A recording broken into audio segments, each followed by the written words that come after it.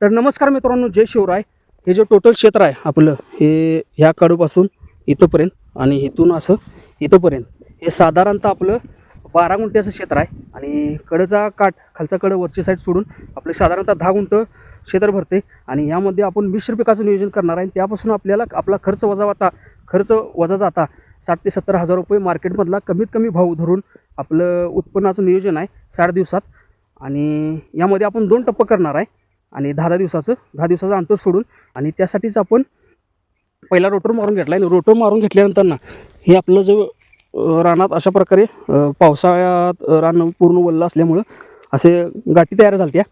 आणि त्यातच आपण सरी सोडून घेतली होती. आणि सरी सोडल्यानंतर आपल्याला बेड सप्पई करण्यासाठी अडचण येत होती, म्हणून आपण रेन पाईपच्या साह्यानं आपलं पूर्ण क्षेत्र भिजवून घेतले. आणि भिजवून घेतल्यानंतर आपली आता ही माती अशा प्रकारे सुट्टी झाल्या. आणि माती सुट्टी झाल्यानंतर ना यामध्ये आपण आता आपले जे हे लोखंडी पाईप आहे, या पाईपाच्या साह्यानं आपण बेड सप्पई करून घेणार आहे. आणि सप्पई करून झाल्यानंतर ना आपलं जे पुढचं नियोजन आहे, कशाप्रकारे आपण ह्यामध्ये मिश्र पीक घेणार आहे.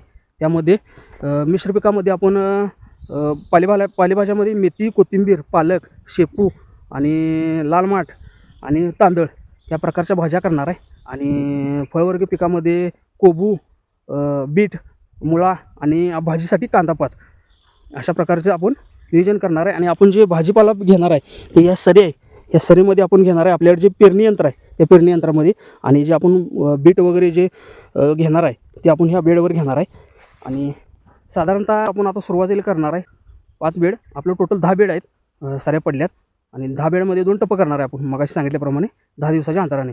आत्ता 1-2 दिवसात ही सगळं तयार करून आपण ह्यामध्ये 10 दिवस तयार करून आपण ह्यामध्ये 1 बेड वरचा कोबू, परत तुमचं मुळा, परत कांदापात, बीट अशा प्रकारे. आणि सरीमध्ये ह्या सरीत त्या सरीत अशा प्रकारे पालेभाज्या, त्यामध्ये मग कोथिंबीर, मेथी, तांदळ, पालक या सर्व प्रकारचा हिशोब आहे. आणि हे जे 5 सऱ्या करणार आहे, ह्या 5 सऱ्यापासून साधारणतः आपल्याला 60 दिवसाचं नियोजन आहे. आणि ह्या 60 दिवसात आपला खर्च सगळा वजावर जाता 60 ते 70 हजार रुपयाचं हे आपलं उत्पन्नाचं नियोजन आहे, सगळा आपला खर्च वजा जाऊन. आणि त्यानंतर ना पुढचे जे 5 सऱ्या आपल्या राहणार आहेत, 5 सऱ्या किंवा 5 भुंड, त्यामध्ये आपण हा असं सेम पलीकडे करणार आहे.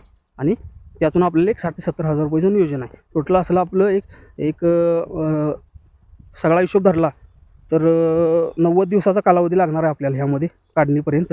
आणि 90 दिवसात आपलं 1.5 लाखाचं उत्पन्नाचं अपेक्षा आहे. आणि हे 1.5 लाखाचं उत्पन्न आपलं हे आपण वैयक्तिक बाजार करतो आहे, आठवडे बाजार म्हणजे डेली रोजचा बाजार असतो आहे आजूबाजूच्या गावात, तो बाजार करतो आहे.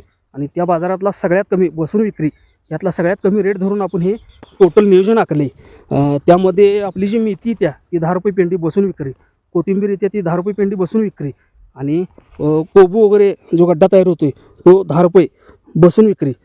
आणि बाकीचं तुमचं कांदापात 5 रुपये पेंडी बसून विक्री, मुळा तुमचा 10ला 4 बसून विक्री, आणि बीट 5 रुपये, 10 रुपये किंवा 5ला 2, 10ला 2, 10ला 3 हे काय रेट घावल हा बसून विक्री.